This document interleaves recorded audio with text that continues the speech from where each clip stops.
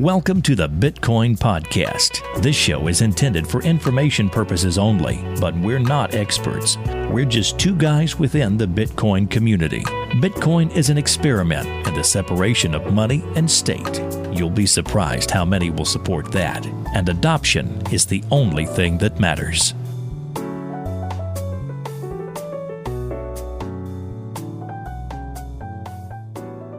Hey everybody, welcome to the Bitcoin Podcast, episode number 70. We are a week away from the halvening.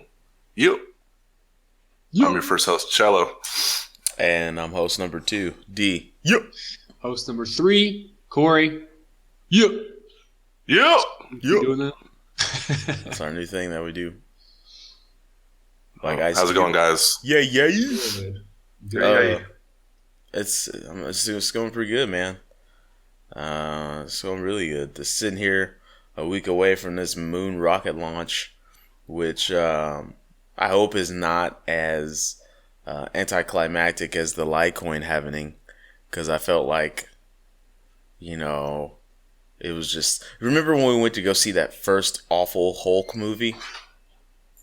I do remember. And we sat there and waited an hour and a half for Bruce Banner to turn into the Hulk. And then the fucking movie theater broke right before he turned into the Hulk. Yep. That's what watching the Litecoin happening was like. It was like, oh, here comes the whole reason.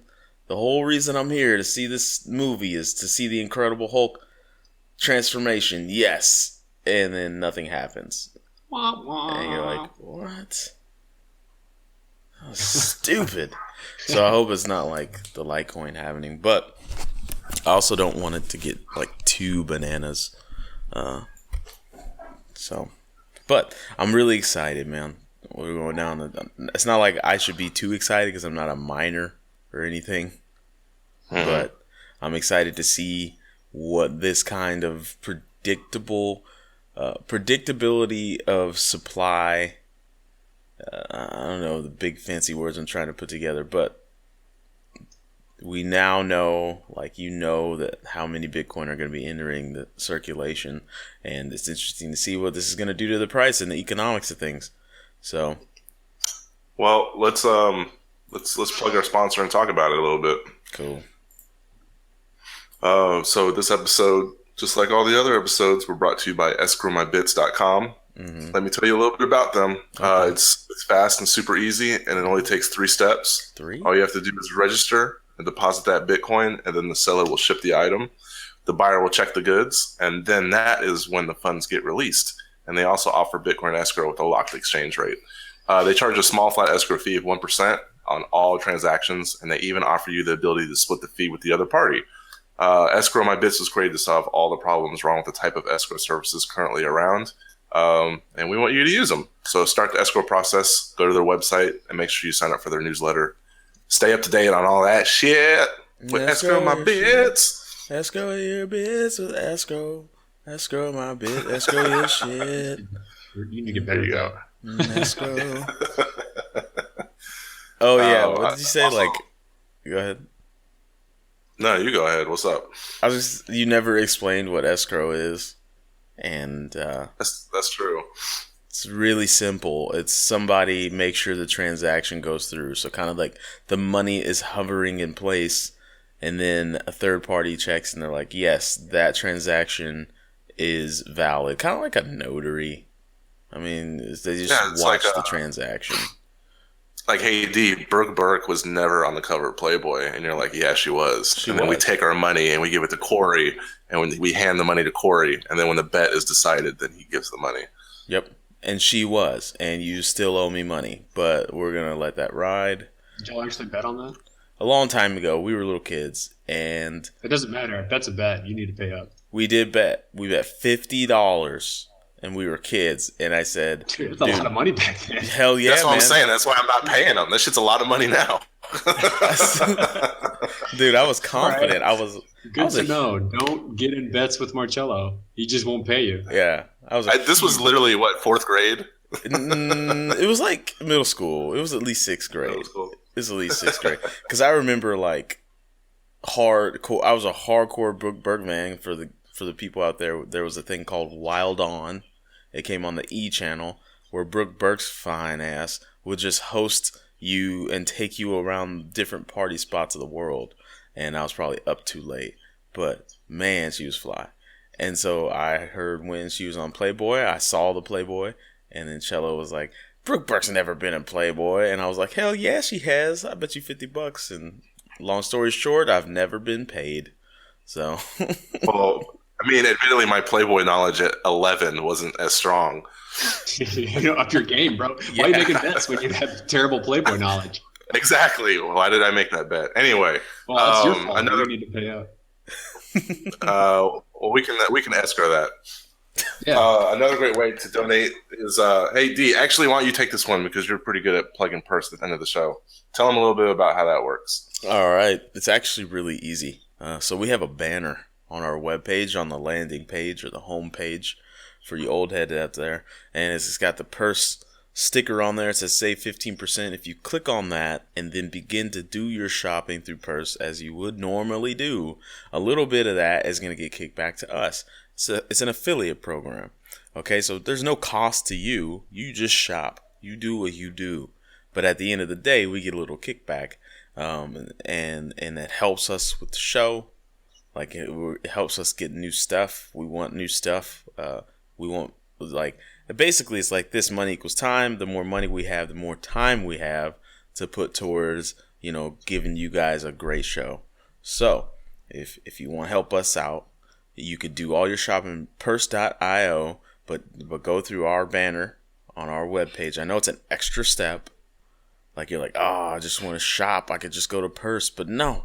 Go to thebitcoinpodcast.com first, click on the banner, then you're in purse, then do your shopping. I mean, on top of that, if you don't have a purse account and you shop on Amazon, you should just sign up through our banner. Then you never have to do that extra step. It's every bit of shopping you do will always give us a kickback. Pretty much. If you're not on purse, you should be, because you're probably already shopping on Amazon. So go do that. Sign up through our banner, and then help us. Get your shit with purse. Get your shit with purse. Get your shit with purse. That's going to be the official. Sooner or later, that's going to be the official. Yeah, and just to give you an idea, like, that's the hardest thing, is to get Bitcoiners to spend their Bitcoin, but, it's part of this whole money thing, so you kind of have to a little bit. I was shopping around last night, and I was like, just how good of a deal is it? So I went to Walmart.com, I looked at a PlayStation 4 with, like, a bundle, with a Call of Duty bundle, and it was, like, $350, $400 somewhere in there. And then when I went to purse.io, it was $289. And I was like, hot damn, that's a big chunk of money. So yeah. Yeah, it is. I mean, even if you don't want to spend your Bitcoin, just buy it with Bitcoin through purse and then re-up. Yeah.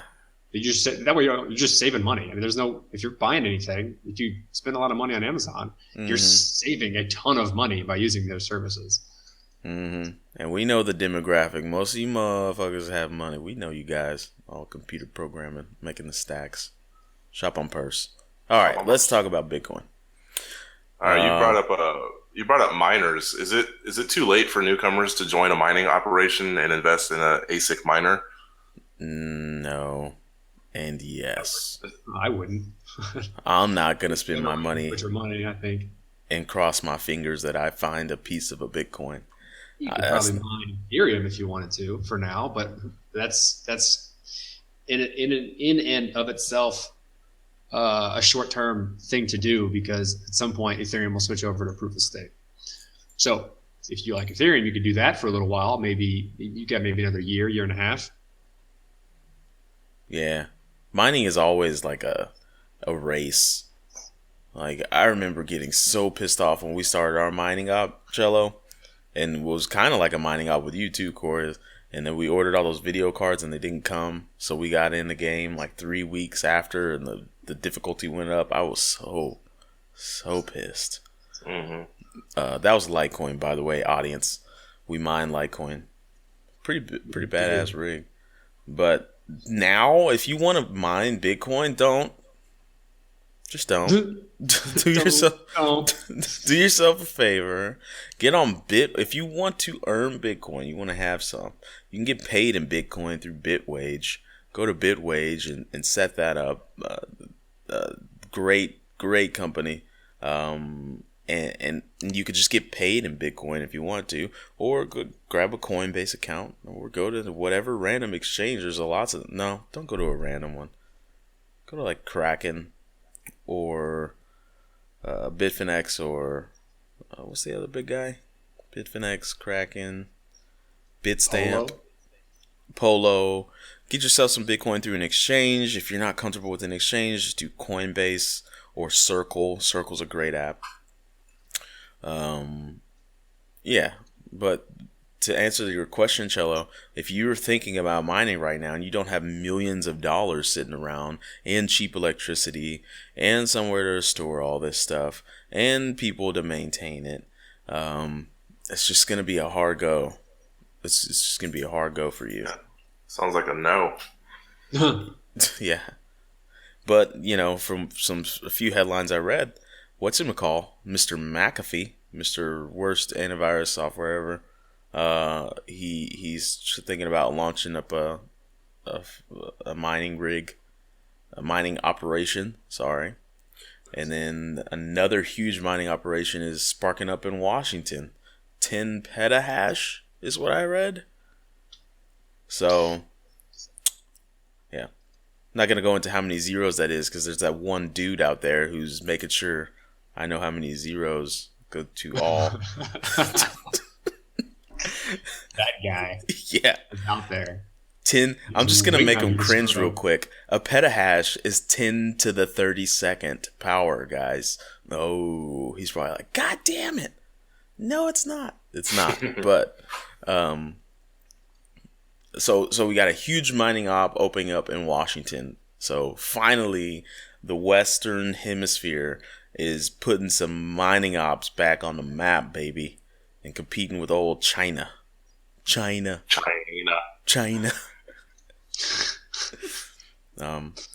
anyways, let's talk about some other stuff. You guys will talk about other things.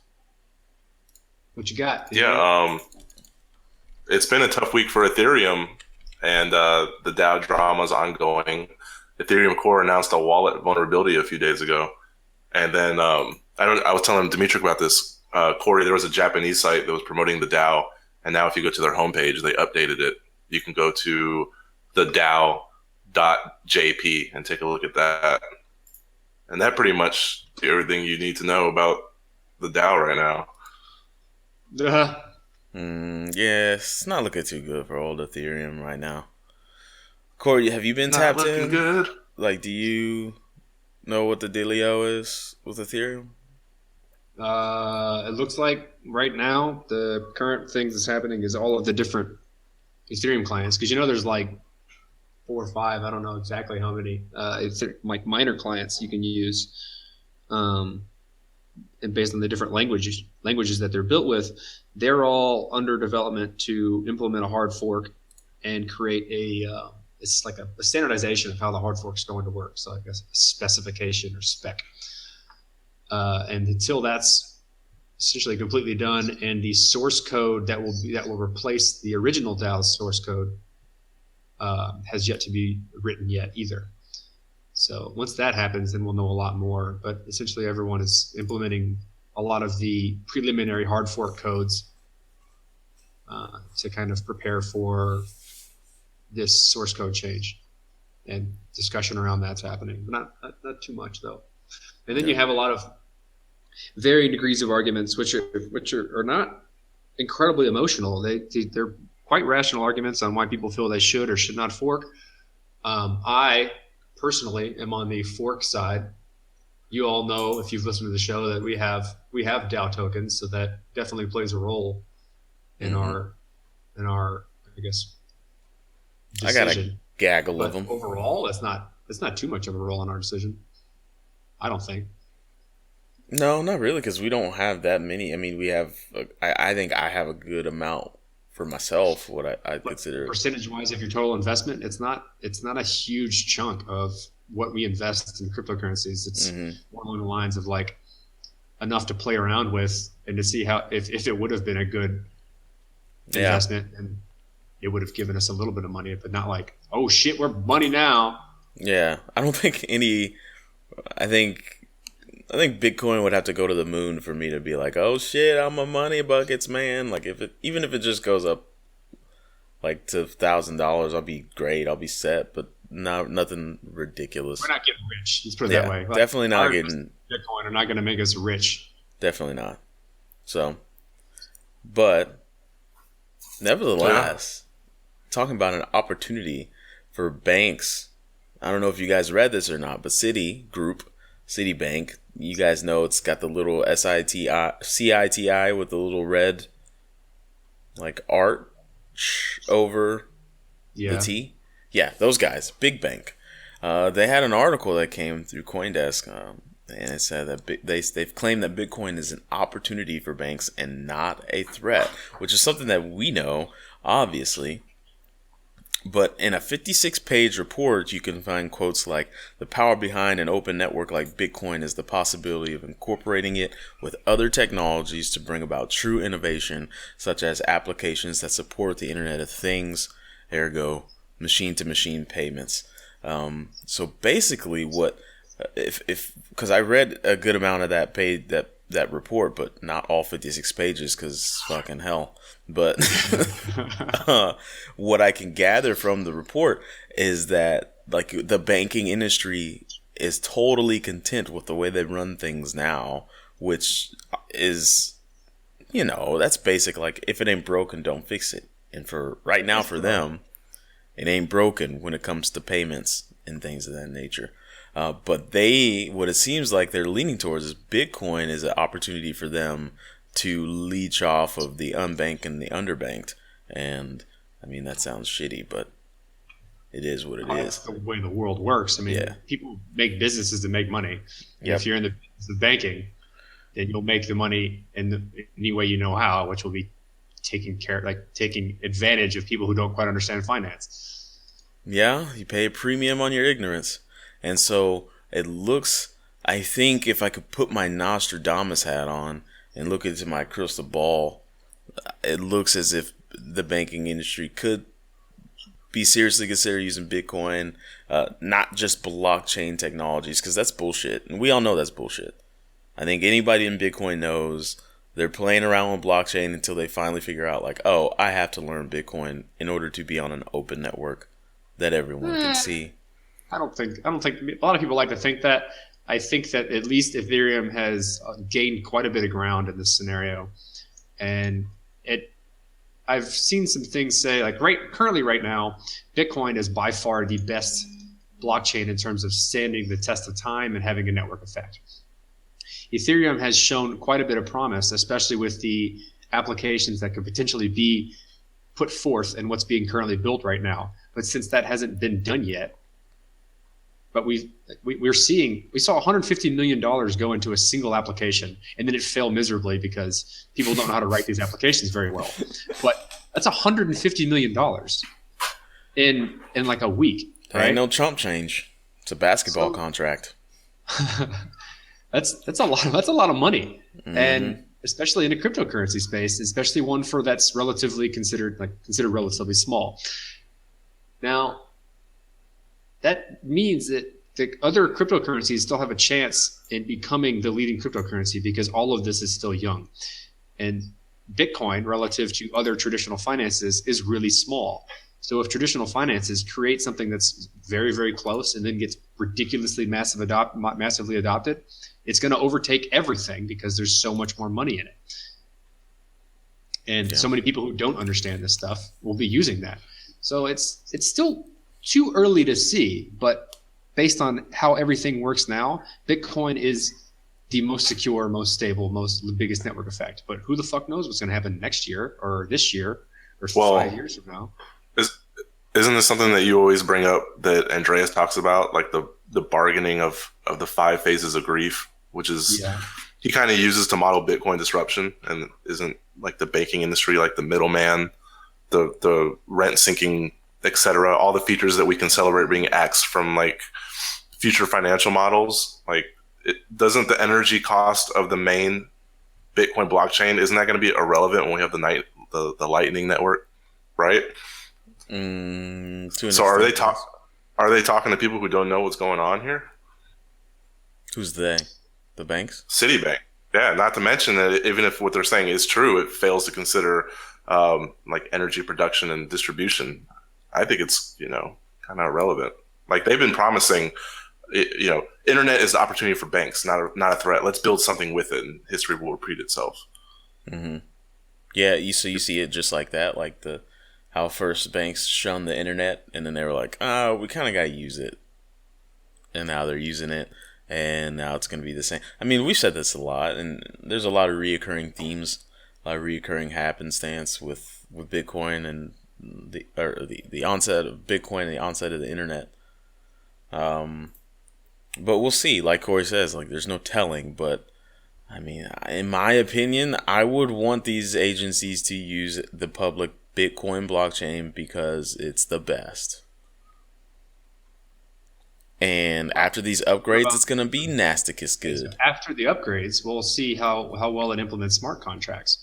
It could do a better job. It could do a much worse job. And that really depends on the availability of what you're able to contract with the implementation of smart contracts and the security in which these contracts are how easy are they to hack, how easy it is to program a smart contract that does exactly what you think it will do. And a lot of these things we just simply don't know yet. Fair enough. Yeah. Well, with all that being said, all that commentary, should we hop into the interview? Yeah, this is cool because Peter, I don't want to mess up his last name. Who wants to take a stab at it? It's like the Peter Vessenes, I believe. Vessenes. I really like him because he's available for security contracting and smart contract development. So you can reach out to him directly if you have a problem with your contracts or you need to upgrade your contracts ASAP. He'll take a look at it. He's been in the space for a very, very long time. I don't know. He's kind of an OG of Bitcoin, and he was gracious enough to kind of come into our show and talk to us for a little bit about current events. Peter Vessenes. Vessenes, yes. I'm okay with that pronunciation. He also said that I'm pretty sure, yes, this was his interview, that he's available to, I guess, audit your smart contracts. Available to audit smart contracts. He does a good job of really, I guess, in this sense, figuring out what your intent of your smart contract is supposed to do, whether it does that, and whether or not there's any vulnerabilities. Smart Tract. Did you just create a brand? I think I did. Smart Tract. TM. That's patented. Don't use it. Yep, we just bought it. It just happened. So pay us if you decide you want to use it. Smart Tract. Yeah, doing auto work on smart contracts. So if you write a smart contract, send it over to him, probably with some money, and then he'll audit it for you. Yeah, and then I'm sure there's a rate associated with that. Yeah. He's not probably just, nobody does anything. There's no such thing as a free lunch. Okay. I learned that in senior economics class. Nevertheless, let's get into the interview. Here it is. It's a good one. Felt good. All right. So I guess first things first, let's talk about what is on everyone's mind, and that's the DAO. And so you think the best thing to do would be to soft fork and shut down and return the funds and start over. But could you elaborate a bit on why and how this is the best approach, since most people are clamoring for a hard fork fix for the DAO situation? Yeah, I think I wouldn't disagree with the hard fork. I think the hard fork, if you've only got one shot, you should hard fork. If you've only got one shot with miners, and I think probably you do only have one shot with them. And so, I would personally say, I detailed this proposal for a refund contract, a couple days ago. I would make a refund contract that the community agrees is fair. And, I would ask for the hard fork to fund it and to defund everything having to do with the DAO, and all the DAO token holders could be made whole, and that's that. I think that that's the simplest solution. There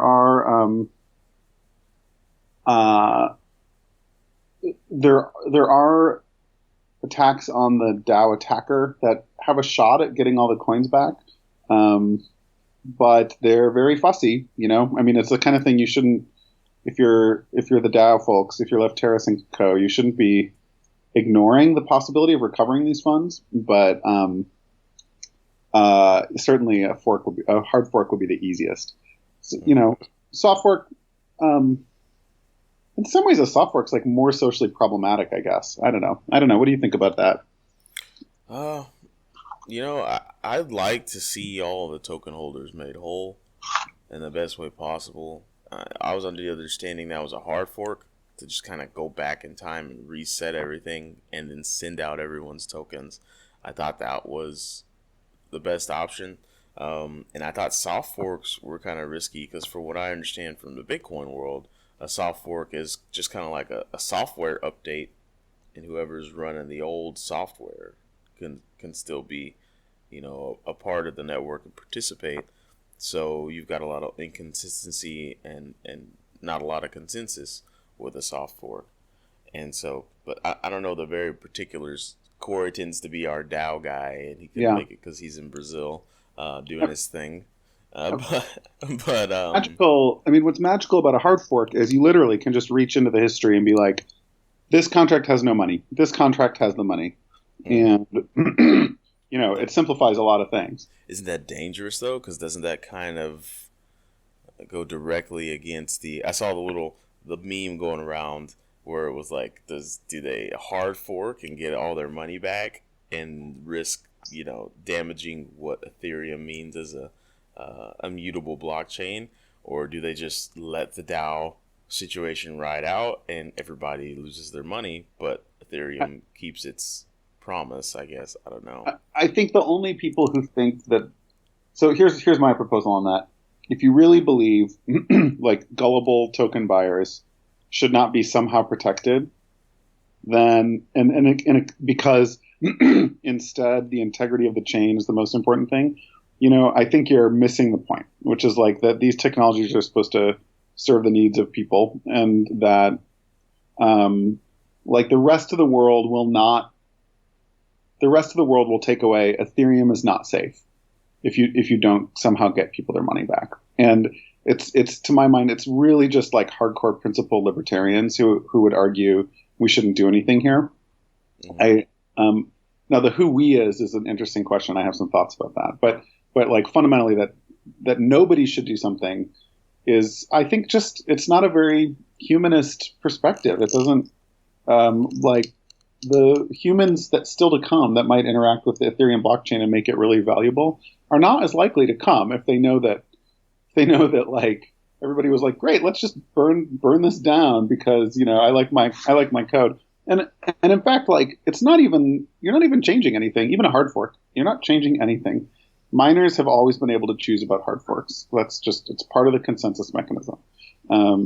So that kind of gets to my perspective, which is that different groups should do different things. Like I think Ethereum core developers should stay out of this, partly because the more they meddle and engage and get some influence to change things like this, the less legal safety they have.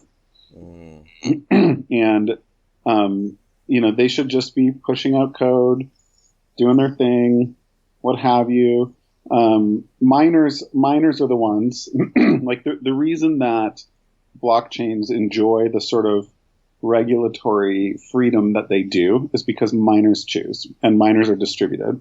And this is something for miners to pick. Like that's been the deal since 2009 with blockchains. Miners choose, and they're allowed to hard fork whatever the fuck they want. If Bitcoin miners want to hard fork to 500 coins a block, and the majority of miners want to do that, they can do that. We may not call it Bitcoin anymore. Whatever. There will be a lot of complaining, but that's their right and choice. It has been all along. I think that, the idea that like the community would talk about forking and discuss what to do, and that like mining pools would put up votes and miners would engage is a sign of total health. I mean, it's completely healthy. So I just don't, on the other hand, like, yeah, Vitalik should not and hopefully cannot dictate what happens. I mean, he, unless he's insane, should not want that power. He should want to be out of this. That's true. Sometimes people try to thrust him in there, though. I've seen a lot of that. Yeah, and that's where Vitalik needs a good lawyer and good advice, just to be like, I'm sorry, you know what, this is regrettable. Ethereum will be implementing some extra help for developers to stay safe in future versions of the virtual machine. And, we've always had a consensus mechanism for things like this. And I hope that everybody votes their conscience, or whatever. And like, you know what I'm saying? Like, that's really all he should say. Well, Vitalik, if you're listening, I'm no lawyer, but I've been around the block. I could definitely give you advice. No, I'm kidding. So when it comes to situations just like this, or, it's just such a muck up. It's bad on Ethereum. It's definitely I guess if you were a 3-year-old, you'd call it a boo-boo. But there's definitely copycats, and it's inevitable for them to be around. And when offending malicious code is in the blockchain, so public for all to deconstruct code is kind of dangerous. And when there's malicious people hanging out in there, then they'll take advantage. That's what happened. So would you be surprised to see if there's any other attacks of a similar nature on smaller contracts within the next few months? No, I wouldn't be surprised. And I think, shortly after I published it wasn't discovery. Other people had known about this at some level for decades, and certainly that was an issue in Ethereum already. But when I published kind of my digging into it and why I was worried about it, another DAO contacted me the next day and said that they'd attacked their own contracts and saved $90,000 of customer deposits. Thank you very much. So that, it's not just a DAO thing. Any contract that's letting users engage with withdrawals in any way, you have some things to worry about. And part of the problem, there are a number of problems, but one of them is that the fundamental documentation is kind of old. It doesn't include a lot of best practices. It's a lot of work to get that documentation upgraded.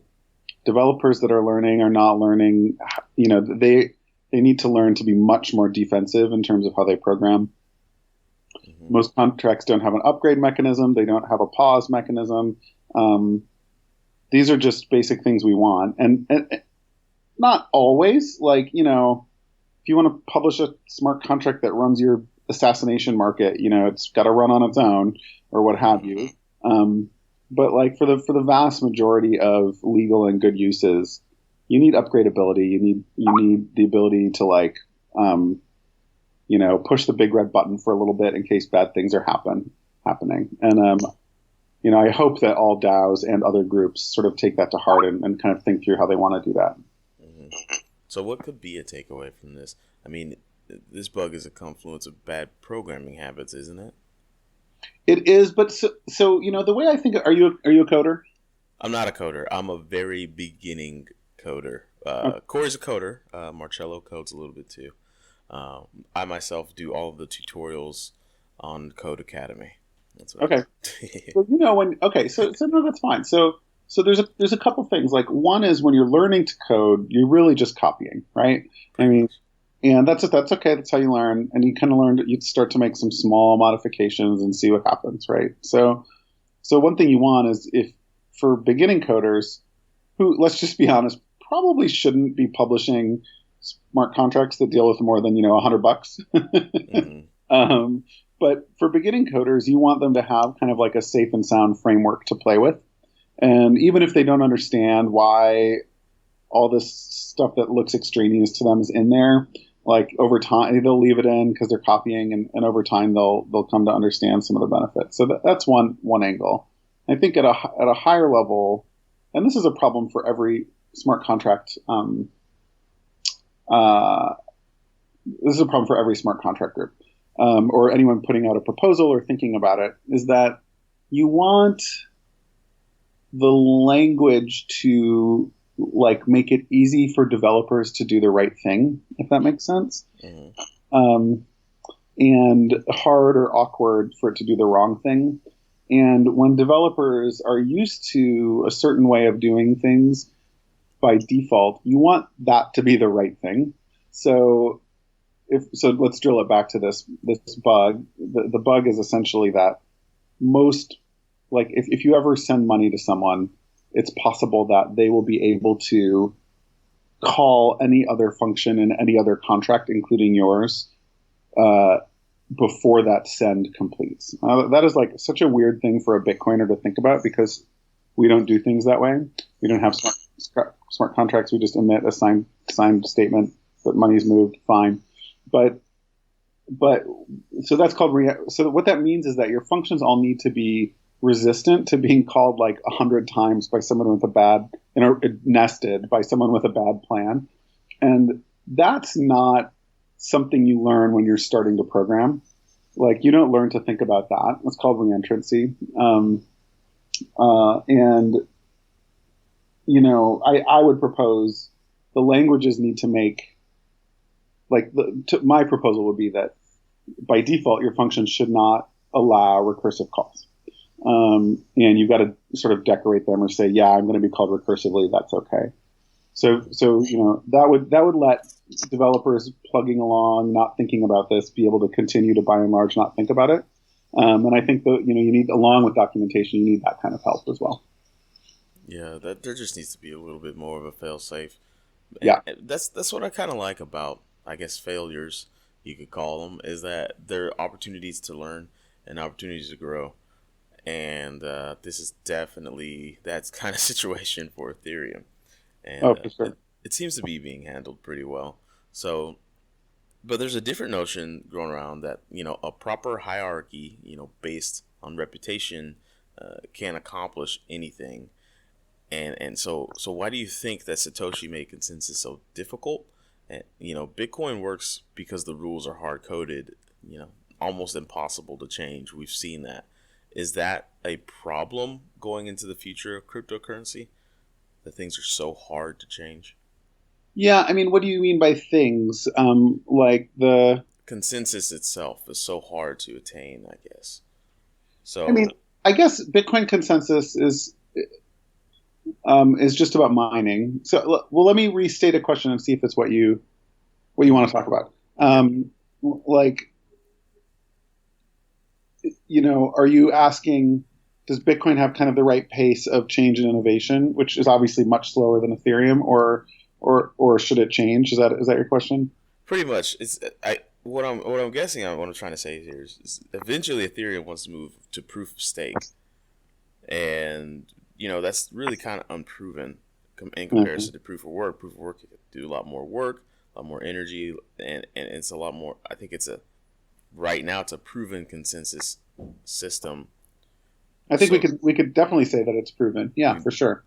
Proof of work. So I guess I'm saying compare and contrast proof of work with proof of stake. And proof of stake, I guess, I don't want to say usurp proof of work, but can it stand a chance? Can proof of stake work?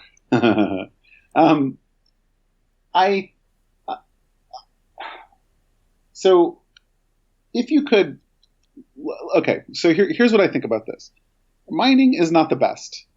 It is better than alternatives that we have right now, right? So things that mining does really, really well is it ensures consensus.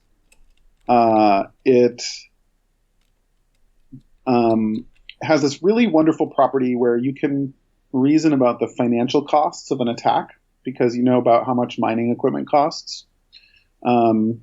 So far, because mining has had some returns, not Bitcoin on Bitcoin returns, but dollar on dollar returns for people. Because of that, miners, like, you have kind of like a natural propensity for miners to get in. And so the costs of subverting the network have gone way up. Like when I started in Bitcoin, it probably was like $50 or $100 to fork the blockchain. It was not expensive. And so, you want to send $20, it's okay. You just send $20. You want to send like 1,000, you got to wait a while. And nowadays those numbers are up in the millions, right?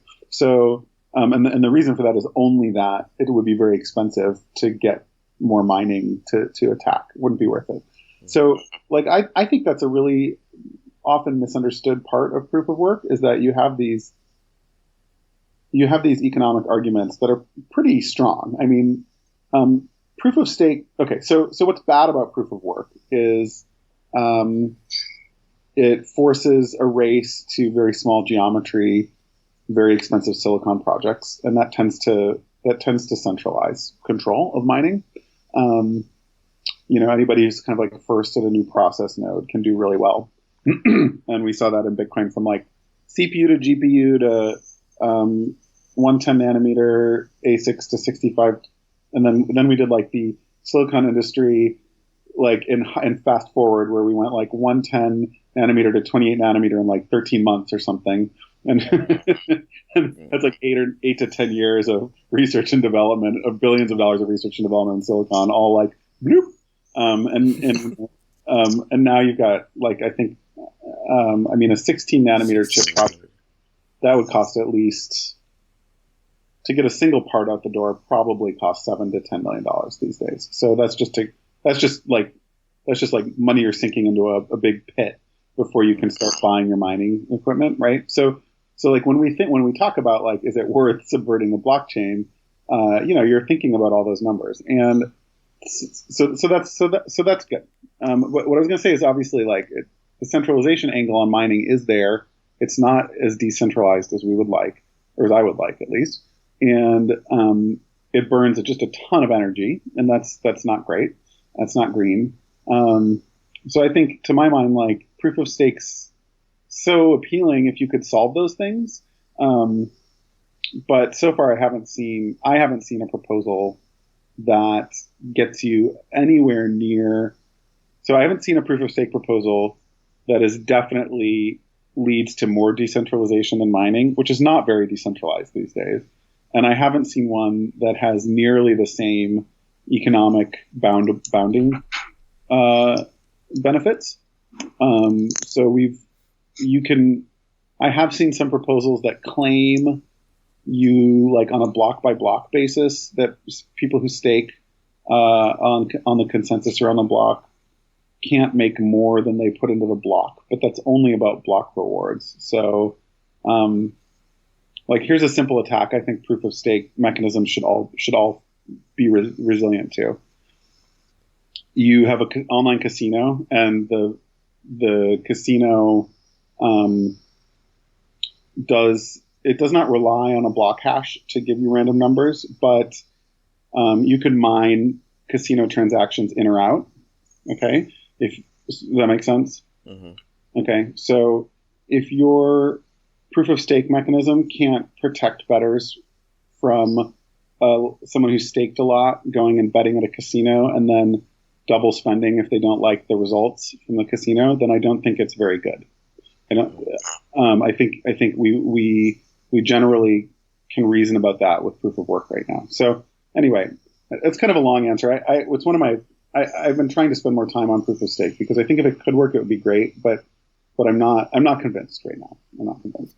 Yeah, we had one guest on the show that said it really simple. He said, if it moves to proof of stake, I don't trust any of those guys that have more stake in the network than I do. And I was like, I guess that's really simplifying it, but sometimes simple's the best. I mean, that's fundamentally, it is a question is like, do you really want, like, it seems fundamentally to be aggregating power and influence for those who have more money. And that seems like probably the wrong thing to do. I mean, if you think about it, like, why do we even have mining? It's because you can Sybil attack like simple voting mechanism, right? Mm-hmm. Like that's why mining exists, because otherwise you could, D could be like 500 people being like, yeah, that transaction's fine. So like it would be great if like every participant, however we define that, mm-hmm. gets like a one vote. If it were like the Senate, not the House. Mm-hmm. But I don't think people know how to do that right now. Well, we'll see how it grows. I know that's what Ethereum wants to move to, but to keep it economical, because you did notice some economic traits, and it's almost impossible to talk about cryptocurrency and not get in that area. Are you still in favor that volatility is a worse evil than being deflationary? I mean, most government economists or fiat-based economists wish an inflationary currency, could be built using blockchain technology. Do you still think there's a place in the world for deflationary value systems? I mean, even Bitcoin's not really deflationary. It just inflates very slowly. Yeah, super slow. Sometimes. And less quickly over time. I think I'm not a guest of yours that's going to have a lot of useful opinions on this. I think I will say that... Shoot from the cuff, then. Give us your gut response. Gotta get in the swing of things with the Bitcoin podcast. We're ready. So the thing is this, probably the reason, Bitcoin probably got uptake because of its get in early pitch. I think that's almost certain. There's nothing stopping anyone from having a blockchain with a different issuance mechanism. So if that's good somehow for the world, I don't know why we wouldn't see such a thing. I think, one of the things libertarians object to is say there's something that macroeconomists say is good for the world and governments enforce, but it's not good for any one individual person, right? If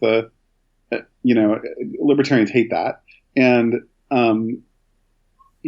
but on the other hand, hey, you know what? Money systems may be something where the Nash equilibrium, meaning if we all did our own thing, we all picked deflationary currencies, which, may leave grandchildren in poverty, and only the founders, only the first and founders are ultra wealthy, and everybody else is like a slave because there's just no money supply in 100 years. So all the early founders love that, but that may not be best for everybody, right? So on the other hand,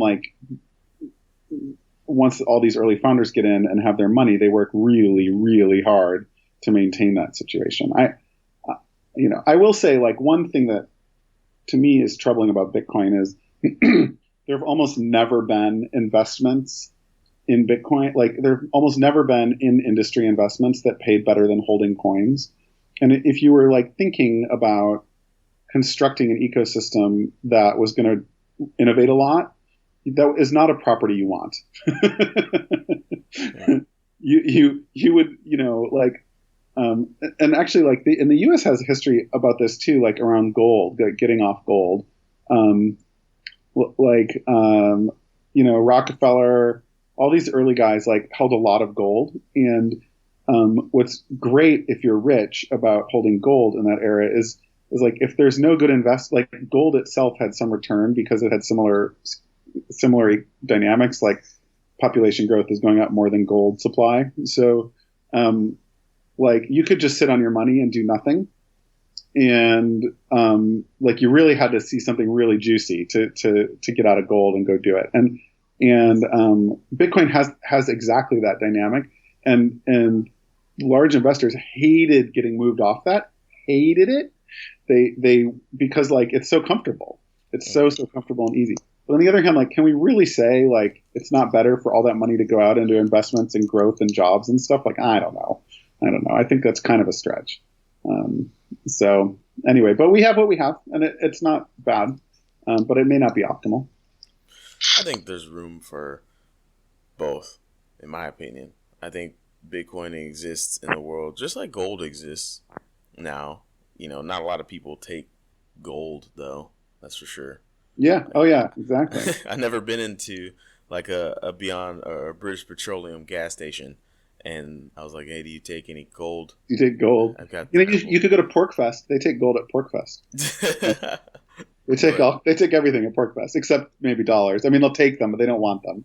And I think that's where Bitcoin is just a little bit different than gold, though. Is that at the end of the day, with enough development in the space, I could walk into a gas station and say, "Hey, do you guys take Bitcoin?" And they're like, yeah, just scan the QR code. It's going to pop up on my little thingy there. And you scan the QR code and then boom. So that's the little difference. The utility of Bitcoin is a little bit more versatile. But nevertheless, it is, and also, like, you do this podcast presumably for a variety of economic and financial reasons, and like you can hold Bitcoin, popularize good things about Bitcoin, and presumably reap some financial benefit for doing so. So it's not, it's a little bit of a different system than maybe a government wants, right? Yeah, definitely. Yeah. Well, we just have one last question. It tends to be our toughest question. I'm sure you'll knock it out of the ballpark, though. In 10 words or less, can you describe Ethereum? Smart contracts on a blockchain by a Toronto grad student. Am I under 10? You are. You're under Yes. 10. Good job. Yes. You knocked it out of the ballpark. You will get some sort of, I don't know, maybe it's a Roll Pop or something in the mail. No, okay. I want a T-shirt. You want a T-shirt? Oh no, we got to get those T-shirts made up then. Well, thank you very much, Peter, for stopping by. It was a pleasure hearing your opinions on these things and maybe providing some clarity for our listeners who haven't understood exactly what has happened with the DAO, exactly, how proof of stake, differs from proof of work. But we were able to get a lot talked about here. D, I had such a fun time, and have me back. We'll keep digging in if you want. Awesome. I'd like to have you back when all three of us can be, because an interview with all three of us tends to be, really fun, and we can really dig in, and we all offer different opinions that we can ask questions from. Yeah, totally. So definitely like to have an open invitation, but as of right now, thank you very much for stopping by. And, pleasure. Have a good day. Thanks, you too, D. And that was the interview with Peter Vessenes. Amazing character, doing amazing things. Not a character. That makes him seem like he's not important, but you're such a little character. He's an amazing guy. No, well, very, very interesting conversation he and I had, and I hope you enjoyed that interview. We're gonna move back into talking about Bitcoin things. Honestly, I feel like we've been neglecting Bitcoin. And we try to talk about it, but it's kind of like there was so much going on in Ethereum that we kind of were sucked into it. But Bitcoin's still doing its thing. I don't know. I think right now, based on current events, the DAO stuff is almost the most important thing that's going on right now. It's so hot right now. It's damn Hansel. Because how smart contracts are treated legally, how Ethereum bounces back from this, and how people view this type of thing in a broad perspective. A lot of this plays a role in a lot of these ancillary things of the cryptocurrency space, and this is the most important in keeping track of what's going on and how this works and turns out is, in my opinion, the most important thing to track and talk about right now. I think so too. I just don't want, man, I watched a lot of The Matrix. I watched a lot of Animatrix a lot of times, and I'm just scared that a machine-to-machine economy is going to lead to them using us as batteries. No, that's why they have the law of robotics. What is the law of robotics? You don't remember iRobot. iRobot? Like a robot can never harm a human. A robot always has to provide like an optimal. That turned out well in iRobot. Wait a second. No, a robot must obey the orders given by the human being, except where such orders would conflict with the first law, which is they can't injure a human, and then a robot must protect its own existence. If those three laws are in place, then there'll never be an overthrow or a takeover. Isaac Asimov's 3 Laws of Robotics. Because we all know AI is going to control the future, so even back then they knew that. Is coming.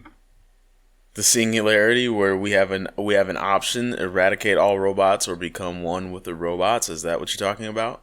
No, the singularity is when you first create the first AI that can then reproduce itself and make itself better. So if it can write its own code and make itself better, then you've essentially hit the singularity, because at that point it'll take off and we don't know what's on the other side of that. So many movies I need to watch to prepare myself. That's not a movie. That's just general artificial intelligence theory. There's the Bicentennial Man with Robin Williams. That's a good classic. One. Yep. There's also the Iron Giant with Vin Diesel as the Iron Giant. So you guys should read a book. No. Why read a book when you have a moving picture film? I actually am reading a book right now called City of Bones. Nevertheless, let's talk about Abra. It's an app. It's a remittance app. If you guys don't know what remittance is, grab a dictionary. Psych, I'll tell you. It's when you work... Huh? Remittance. Remittance. That's right. We're changing the game. The word's not remittance anymore. It's remittance. And it's when you work in a country and you send some Bitcoin to another country, most likely to your family or the mafia, because you do illegal things. Psych, I'm kidding. Maybe it's probably not the mafia. You're sending it back to your abuelita. That is grandmama, for those of you that don't know. And yeah, so you work, you get your money, then you send it overseas. That's remittance. Remittance is a big deal, obviously, because everything is being globalized. No ID is necessary and no paperwork needs to be filled out because it's peer-to-peer. So can I just take your phone and just, like, you use the restroom and I pick up your phone and be like, send $100 to Marcello. All right, so why is this different than just using Bitcoin? It is using Bitcoin. Okay, well, why don't I just use Bitcoin? Why do we need an app for this? Because, wait, what? This is an app, man. It's an app to send money overseas. So it's a wallet. Yeah. Okay. Why is Abra better than any other wallet? It's pretty. That's for one. So is Airbase. So is Coinbase. I mean, it's just I mean, obviously you can just use Bitcoin. You could have your family get a blockchain.info wallet or a Circle wallet or anything of that nature. What's the fee, though? Absolutely true. Let's sit down in here. Let's look at what the fee is.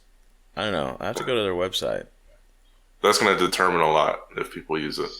I think that does it help you turn your money back into your, because okay, so I live in Brazil. People who listen to the show already know that. And yeah, I can send Bitcoin overseas. That's really, really easy. That's not a problem. That's great. Handy. The only issue that I have is that I have Brazilian reals. Mm-hmm. I want to turn that into US dollars, or I have a Brazilian bank account and I want to put that into my American bank account. How do I do that with Bitcoin? I'm going to have to make a conversion of some sort. I need to go from reals to Bitcoin, and then I need to go from Bitcoin to US dollar. Let's do this. Let's get down to the brass and tacks. So that's where the problem is. That's where all of the problem is. Let's get down to the peas and carrots, the black-eyed peas, gentlemen. All right, let's get down to the kale, sauteed kale. Fees. I'm on the fees page. Abra's peer-to-peer model cuts out a lot of the middlemen, not all, but a lot of them, that many other payment systems have to use. So sending money with Abra doesn't cost a lot. Sometimes it's completely free. So they're 100% transparent about their fees. So let's see this fee structure real quick. Adding funds. Adding funds via bank account is free. When you add funds using cash at an Abra teller, the teller charges a small service fee. Tellers set their own fees, which are visible within the Abra app. So you always know how much you're going to pay. Oh, so they're kind of like Ubering. That's sneaky, because I do know that if you are an Abra teller, like an Uber driver, then you can set your own fees. So essentially, it's making people become banks. Yeah, and so like say if everyone, this requires everyone in your country to also use Abra and accept the crypto or like the local fiat, right? Mm-hmm. So here's I guess an example is, say I want to send money to America and I want to turn my reals to US dollars. I need to deposit money in reals to the Bitcoin on my Abra app and then send it to someone else, some other account, some other Abra account in US. Mm-hmm. They receive that money and then they just go to a Abra teller, which then gives them US dollars. I don't know how that person.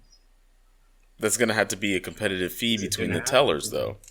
Because if you know Johnny down the street's fees are like 25%, you're like, fuck you, Johnny. You already have a nice car. And then you know Sally over down the street has like a 1% fee. Then you're definitely going to go to Sally. And then Johnny's going to bring his percent down because he's like, I'm not missing out on all that cold hard cash. They're going to have to beat the exchanges and like people like Coinbase. Yeah, man. It's more. It introduces more competition into the system. But from what I read, adding funds via a bank account is free. Adding funds via a teller is a fee dependent upon the teller. So if you got a bank account, that's free. Okay, but then you have to take the Bitcoin and put it into the currency that you want. Yep.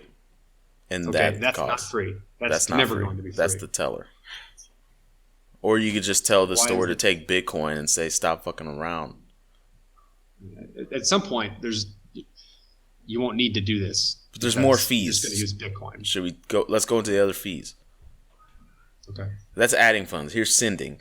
There's no fee to send ever, no matter where. So if you got $500 in your Abra wallet, you can send it all to one person or send $50 each to 10 people. It's your money. We want you to send it to whomever you like without worrying about minimum sending limits. I'm obviously reading this off their webpage, but.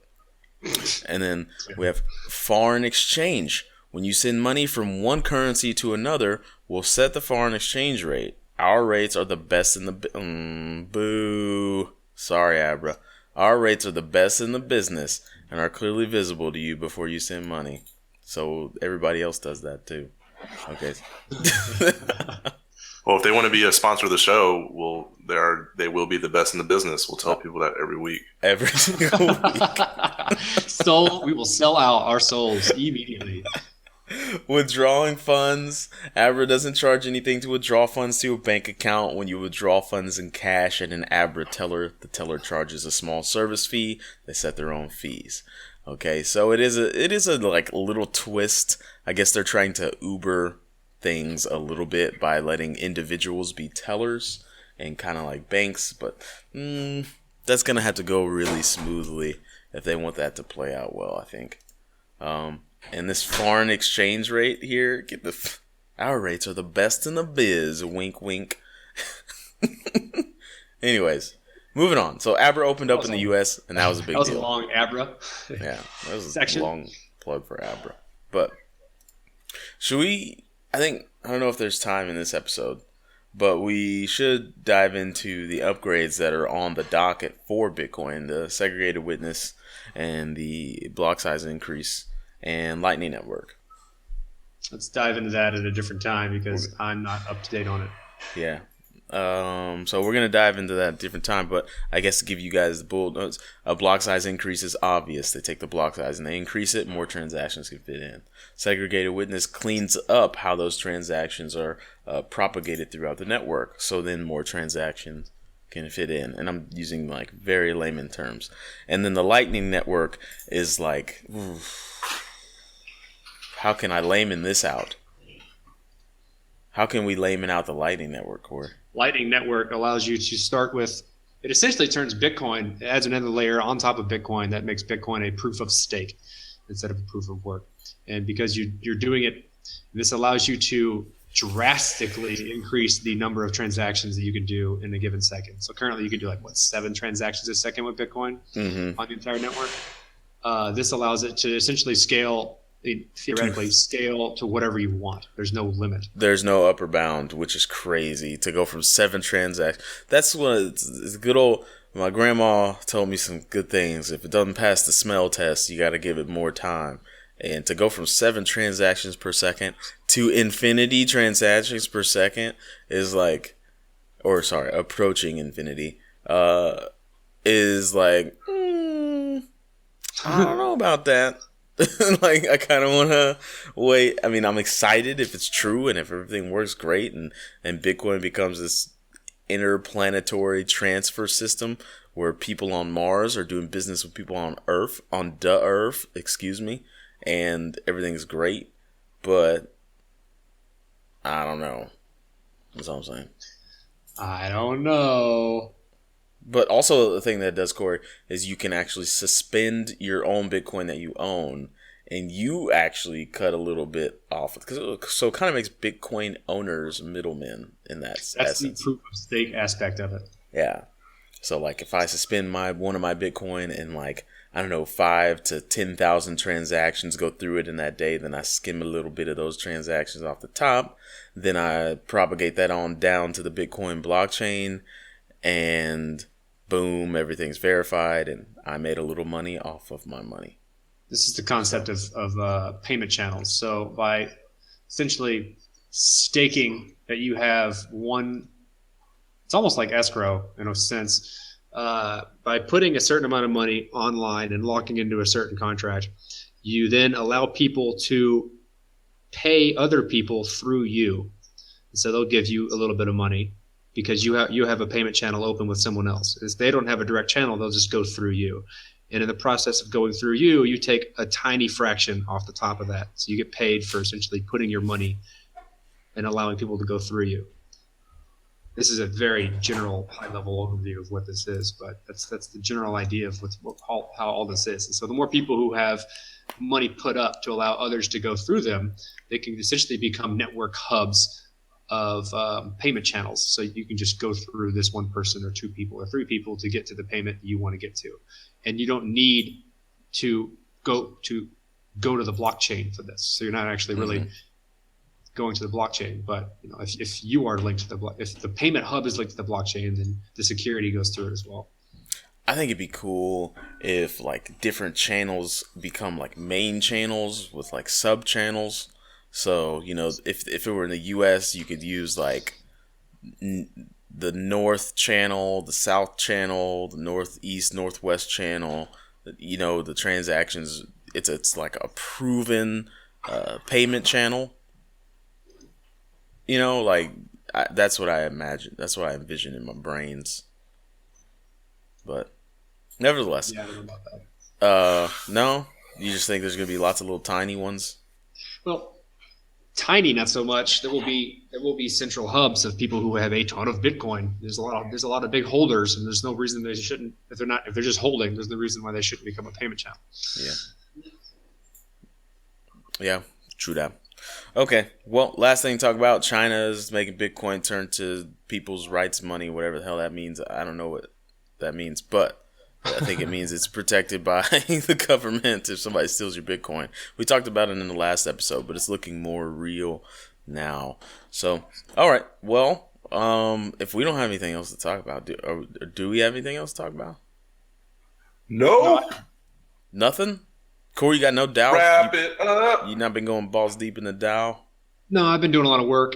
We have for those who don't scour our website regularly, we've put up a statistics page under our resources and news, resources and info tab on the main page. You can go look at how we've grown since we've started, where our downloaders are coming from across the globe. We get about 54% of our downloading of our listeners are from the United States. The rest is spread out across the globe. So, hell yeah, Australia, you're really coming in, aren't you? So you can tell, you can see where your country stands amongst the rest of us. For those who are listening, you can see how our downloads have grown over the past. We're doing really good, and this growth keeps coming. So thanks, guys, for listening. Yeah, we really appreciate it. Also, it's a little bit wonky on the page, but you have to if you're on a desktop, you have to hover your mouse over resources and info, and then you'll see Q&A and statistics pop down. Okay, if you click on resources, That's not wonky. That's a drop-down menu. Yeah, but if you click on resources and info and you get on the resources and info page, there's nowhere else to click to get to Q&A and statistics. We'll talk about this later and make it nice. Yeah, that's a design thing. Fine. We'll talk about that later. But it's on the webpage. Hover over resources and info, and then we've got statistics there, and you can look at it. And it's really cool to see how we've grown, where we're going, like Corey said. So, and we also have a news page, which is badass. Yeah, I like our news page. Yeah, man, it's cool. We're gonna add more feeds on there too. Huh? I actually prefer it over Reddit. Yeah, me too. It's Reddit is such a just. Where my money? Well, it's my transaction stuck because I don't know how to fucking add a fee. Brr. And just like so much bitchy whining. Oh, the block size. Brr. Oh. And a lot of Andreas ball washing goes on, which I was guilty of at one point. Nevertheless, BitcoinPodcast.com, that's our webpage. Go to it. We have a newsletter. Sign up for it. We have a Twitter. Tweet it at the BTC Podcast. We also do other things. We have a blog on Medium where Corey writes amazing articles and really breaks down really technical aspects of the DAO so far. And I think he's a smart guy. Yes, that is true. Corey is smart. You'll never hear anybody say he's dumb. Except for maybe himself. Except for maybe maybe you and Aaron call you dumb. I do dumb things, but I'm not dumb. Yep. Also, I write little fluff micro blogs from time to time, just on like, I don't know what you call them, but it's nothing technical. It's just little writing, little musings on the Bitcoin, on Bitcoin. Social Bitcoin. Aspects of Bitcoin. Yeah, stuff like that. Nothing heavy. What else do we do? Facebook. Yeah, we're on Facebook. Just search for the Bitcoin Podcast on Facebook. You'll see us. You'll see our faces, and then you can like the page, and then the stuff that we do will start showing up on your news feed. And we're not spammy at all. So, when we do show up on your news feed, you better click that shit because it's important. All right. So, anything else? Did I leave anything off? Nah. I did leave the affiliate program. The affiliate program. We program. already talked about that. Okay, cool. Yeah, that's right. Okay, guys. Does anybody want to say it or? Happy 4th of July, everybody. Yeah, for us in the States here, we celebrate our independence from the British. Original Brexit. Yep. We're OGs in the Brexit game. Okay, nevertheless, play the outro.